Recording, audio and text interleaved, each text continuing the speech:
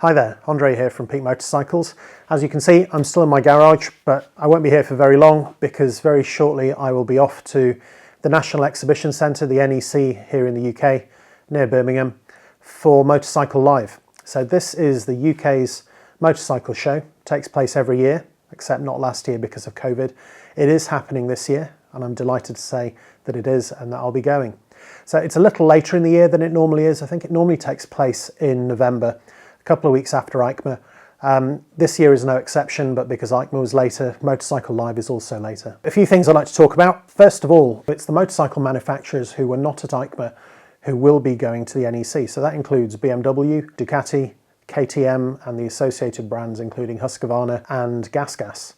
On top of that, there's some UK brands like CCM and Norton and BSA are back, who will all be at Motorcycle Live as well. If you saw any of my EICMA coverage, you'll know that I did a very quick run round as many stands as I could and then got the videos up to give you a feel for what the show was like. I plan to do the same for Motorcycle Live, except I won't be repeating any of the stands which I covered from EICMA unless anyone asks specifically for me to go and look at something. I have had a few requests already, so I will try and get back and look up those particular things, but for the most part I'm going to be focusing on the brands that I haven't been able to cover so far. Which bikes am I looking forward to seeing at Motorcycle Live this year?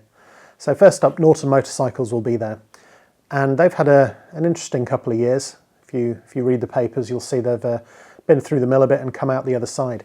And I'm very much looking forward to seeing their V4 SV Superbike. The pictures of it just look absolutely amazing. It's probably not a bike I'm ever going to own, but just to see the engineering on these things is always fun. They did also put out a sort of some teaser promotional stuff on social media the other day that looks like they might be announcing a new bike. Maybe not even at the show, it might even be coming out tomorrow, which will be the 2nd of December, which looks, from the small silhouette that you could see in the materials, maybe a naked bike, maybe a roadster that's based around the V4. So yeah, interested to see what they have there.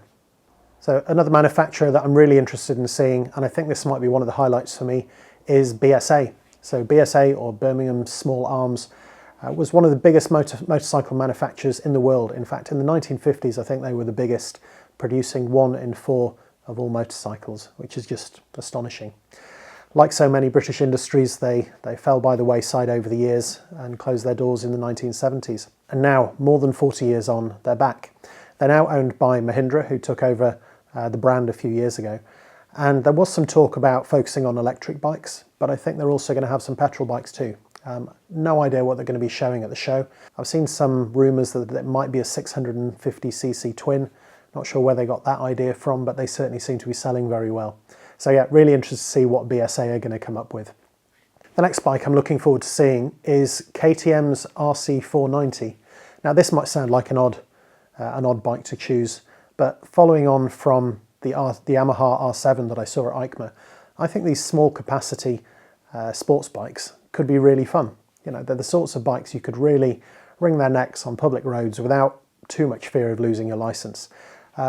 If it's as expected, it would be a 490cc-ish twin with a 6-speed box with a quick shifter, probably producing somewhere between 50 and 60 horsepower with a red line somewhere around 12,000 or 13,000 RPM. And to me, I just think that sounds like a really fun bike. You know, to have a bike like that with a quick shifter that probably won't cost that much. We shall see. But it certainly won't cost the sort of money that people are paying for litre sports bikes or even some of the bigger, more serious bikes. So yeah, I think having a bike like that would be a really fun thing to try out. Now I know back in the day there were plenty of 400cc sports bikes that gave people a lot of joy, and I'd like to think that this is picking up where that left off. So yeah, we shall see. I'm really looking forward to what that's like if that breaks cover here at Motorcycle Live in the UK.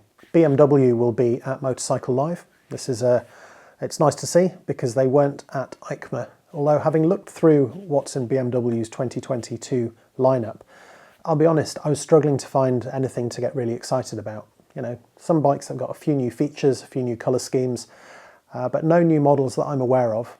That said, I'm sure they'll have some really interesting concept bikes, much like they did a couple of years ago.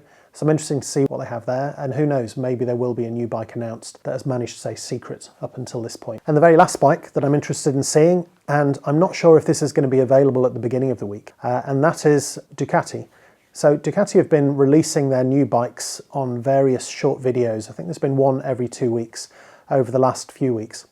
And it's all building up to the last announcement, which I think will be on December the 9th. So I'm going to be at the show on the 6th and then also on the 11th. So I don't think it'll be there on the 6th. I think it might be there on the 11th. And that is the new Desert X. So for those of you who've seen any of the coverage from EICMA in 2019, Ducati had a concept bike on display that looked a bit like a desert racer that was based around the Scrambler. Got a lot of interest, did look pretty cool. At the time I thought that this is a bike I would get one of those.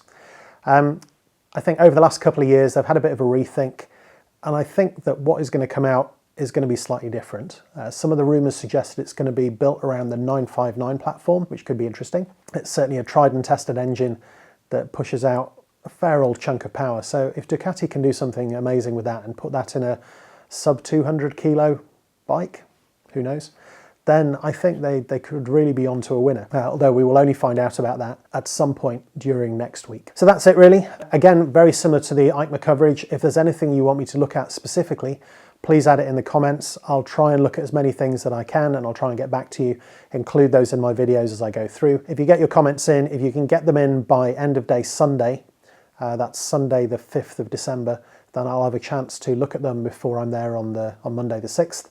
And then after that, any videos that come out, if you think of anything else, let me know. I'll be back there on Saturday the 11th of December for another look, so I can have a quick whiz round and pick up any other questions that come from that. So that's it.